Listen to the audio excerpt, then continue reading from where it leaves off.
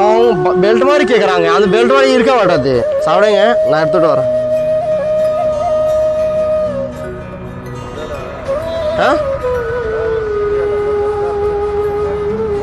பிடிச்சிருக்கு. அவங்க இந்த பையன் பொண்ணும் இல்லை நினைக்கிறேன், எதுவுமே இல்லை பாருங்க.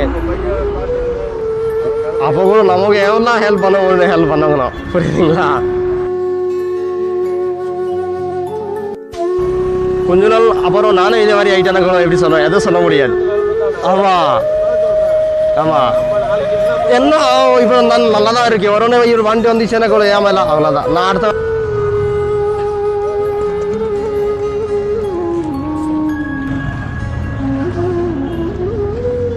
ஓகேவா?